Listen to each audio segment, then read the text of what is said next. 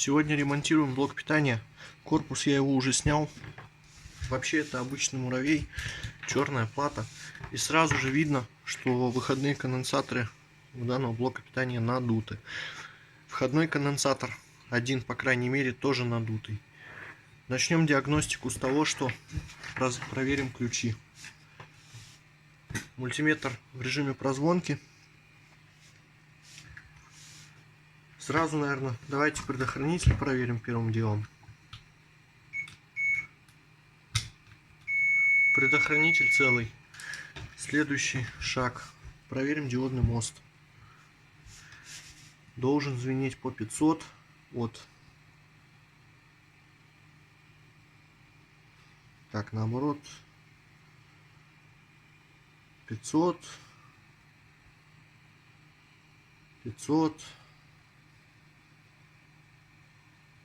500. 500. Ну, числа чуть-чуть разнятся, это нормально. Диодный мост исправен. Дальше визуально смотрим, может еще что интересное увидим. Проверяем ключи.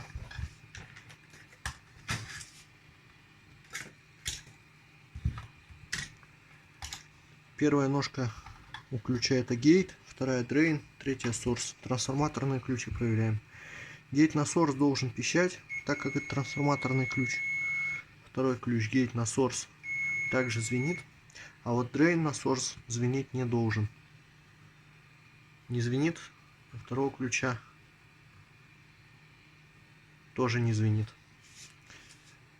Теперь проверим шунт токовый. Шунт целый. Ну, обычно, когда он горит, гарь образуется. Теперь надо проверить ключи PFC и диод PFC. Диод PFC он вот здесь. Вот он. 397. В обратную полярность ничего. Ключ PFC.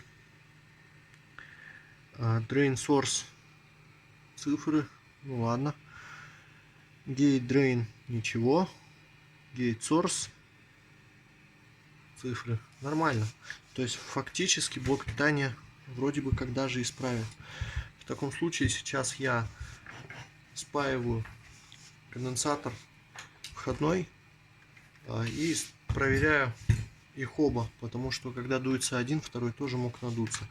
Также сейчас проверим короткое замыкание на выходе, есть ли оно или нет.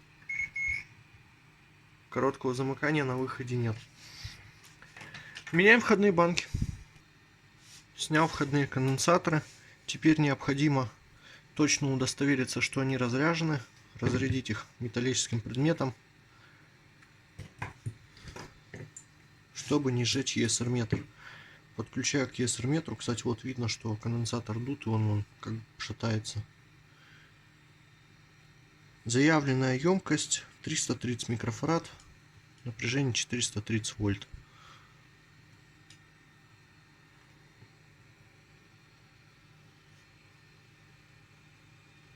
ESR-метр показал 297 микрофарад. ESR 0,63. Второй конденсатор уже выглядит получше. Может, он покажет результат тоже лучше.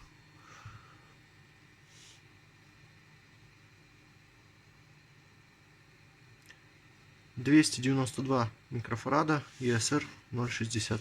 В принципе, по параметрам делаем вывод, что эти конденсаторы как бы целые. Но факт того, что это дутый, это налицо.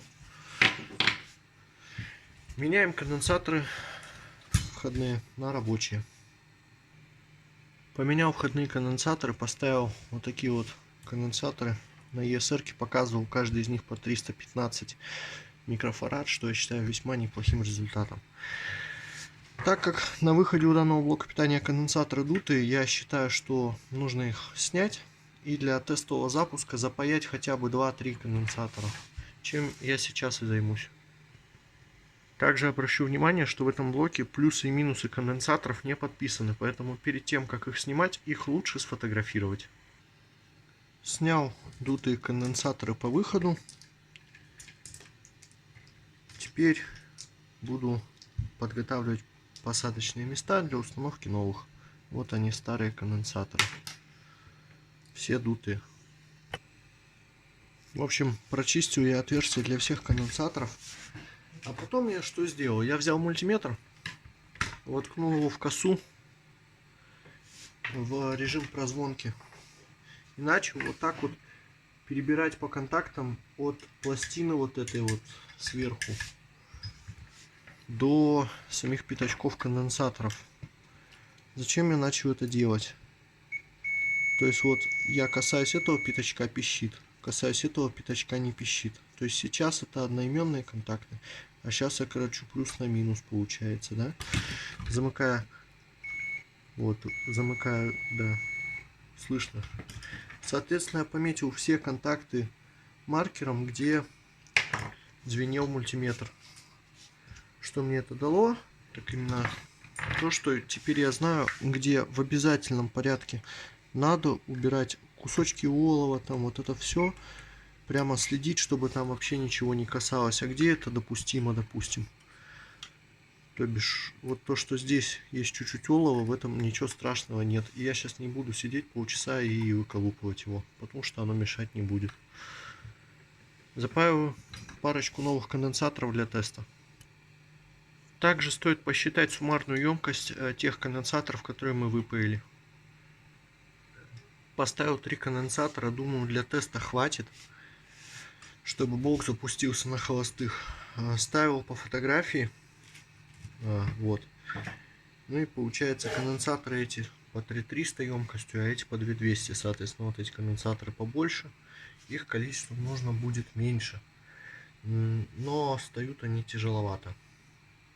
Сейчас все опаиваю. И также мультиметр стоит в прозвонке и воткнут в косу. Зачем это нужно? Я буду опаивать блок, ну, запаивать конденсаторы. И в случае, если я допущу ошибку, он мне сразу об этом сигнализирует. То бишь, если я что-то где-то перемкну. И мне потом не придется долго искать проблему, где же я перемкнул. А появится эта плата, я скажу так, нелегко, учитывая большое количество металла под конденсаторами и достаточно тугоплавкий припой. Подпаял провода на вход 220. И теперь можно проверить этот блок питания с 3 временно поставленными конденсаторами. Короткого замыкания на выходе нет, я в этом удостоверился. Плату подключил к ней один вентилятор, подключил кнопку включения, включаю лампу. Так,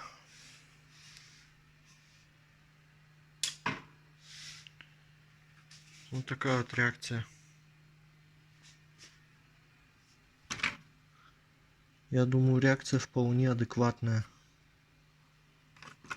А если отключить вентилятор? Ничего не меняется.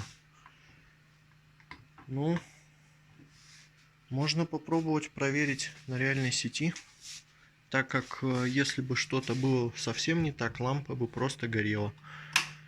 Выключим лампу. Сейчас разрядим конденсаторы тогда лампочкой и попробуем еще раз. Итак, разряжено все. Втыкаю еще раз. Лампочка горела и потухла. Блок питания щелкнул релешкой и начал запускаться. Похоже. Пробуем на реальности.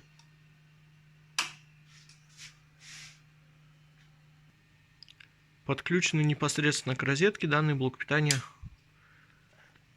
вполне успешно запускается, вентилятор дует. Допаиваем остальные конденсаторы и присоберем его в корпус. Вернувшись с платы от блока питания на стол, стоит помнить, что на конденсаторах блока питания может присутствовать высокое напряжение. Поэтому его необходимо разрядить с помощью лампочки.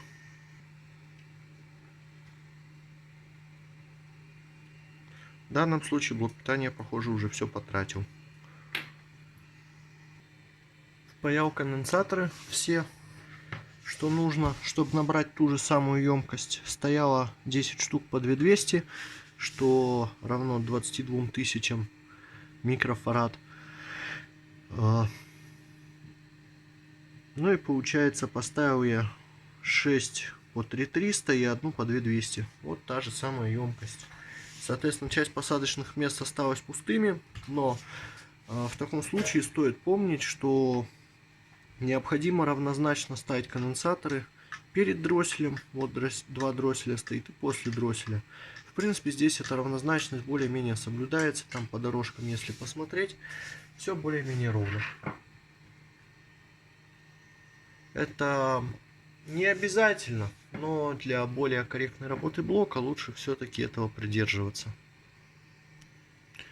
Припой в блоке тугоплавкий, я их запаял. Теперь, я думаю, стоит с помощью фена пройтись, подогреть плату и хорошенечко сделать все контакты блестящими и хорошо пропаянными. Теперь я считаю, что все аккуратненько обпаяно. Теперь необходимо почистить это все спиртом. Блок подсобрал, теперь буду тестировать его на розетку. Блок питания от розетки спокойно работает. Вентиляторы крутятся. Осталось проверить на асике. В итоге блок питания прекрасно проработал под нагрузкой.